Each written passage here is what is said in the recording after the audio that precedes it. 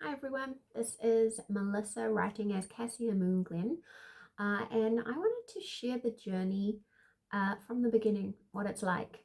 So I am a 39-year-old mama who's wanted to be a writer my whole life, only I got sick at university, and I've had myalgic encephalomyelitis or chronic fatigue syndrome since I was 21.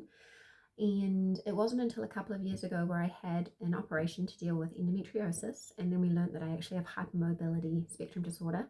And then so those started getting treated, and then that's helped the ME/CFS. So I'm in a better position in my health. And so this year I am pursuing this dream.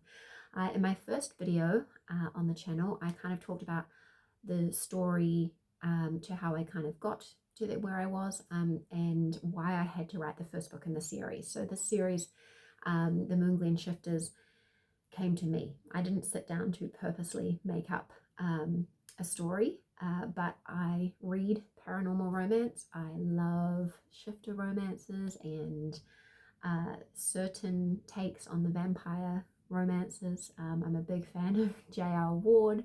I love Cassandra Clare, and I love um, the court books by Sarah J. Maas. I love, love, love all of those kinds of things. So I've always read those things. So I guess it wasn't a surprise when paranormal romance came out when I started writing. But what I wanted to do was kind of get up to the place so that I could kind of give you some regular updates as to how it's going and what I'm doing and working on. So it all started in June. I published A Home with the Pack, which was my very first book for Cassia Moonglen. Obviously the work started long ago. The idea came to me a couple of years ago. I had my first draft sitting there, and so earlier this year I worked on the first draft, and then I decided I wanted to release it under a pen name because my personal name has non-fiction work, and I talk about my chronic illnesses, and I have some cozy contemporary fiction, cozy contemporary romance with chronically ill characters, and this is just different. So I decided to set up a pen name, and I decided I would like it to be a long-term thing. I want this to be my work. I am passionate about it and love it. So I thought that it would be fun to kind of document it from the beginning. So the first month of June, I put out A Home with the Pack.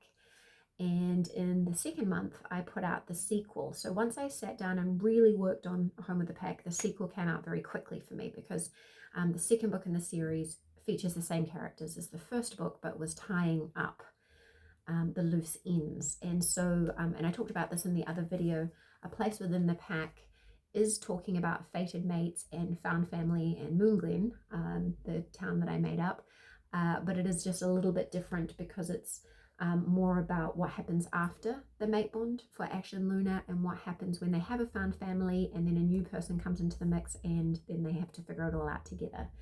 So this one is very special to me, but not quite as obsessive, I think, for the shifter romance readers.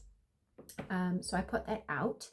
And then, of course, as you do as a writer, you're always in various stages. So when I decided I wanted this to be a long-term thing, you have to then start like a production line, and you're in the middle of a lot of things.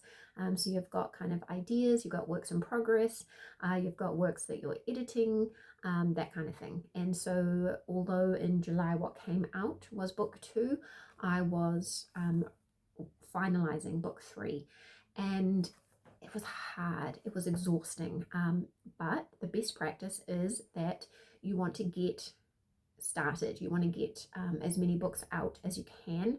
And I figured I might as well capitalize on the fact that I already had these resources there, right? I'd already like done a whole lot of work, and the world was already created, and the lore was already created. And so as exhausting as it was, I decided to push ahead so that this one, A Bomb That Heals, could come out, and it will come out the end of August.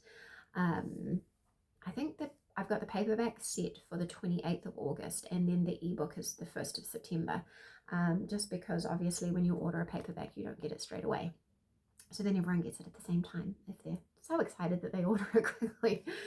But yes, so I had to do a lot of work on that. So that's what I was primarily working on in that month. So talking about book 2, still talking about book 1, and then getting book 3 ready.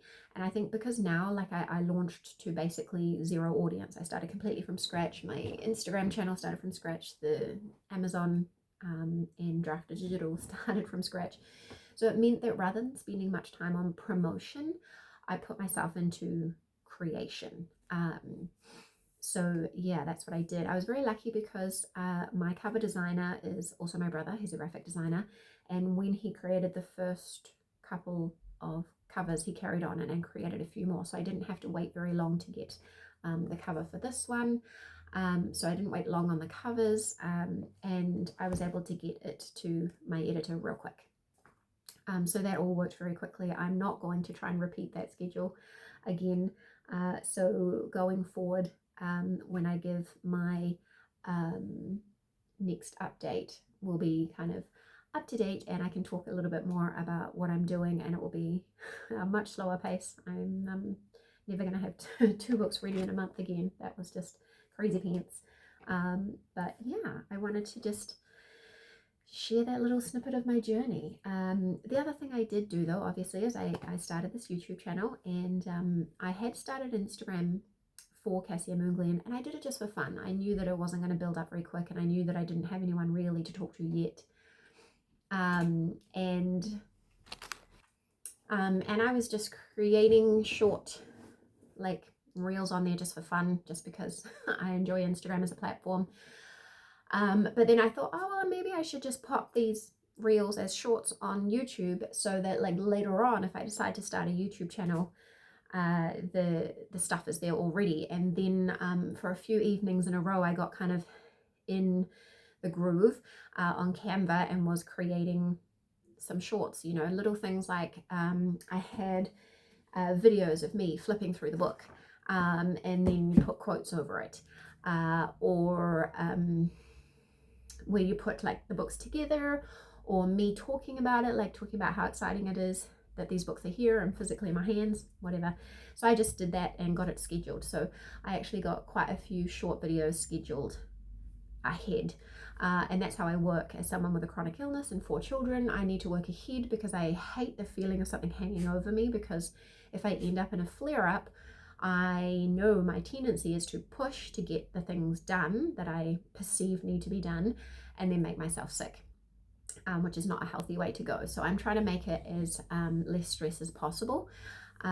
It's so hard, right? Like, you can strategize with AI, you can read the best practices, you can listen to the podcasts, and at the end of the day, I might be doing it all wrong, but I'm giving it a go, and I really hope it works out, and that I'm still here talking about this in 1, 2, 5, 10 years.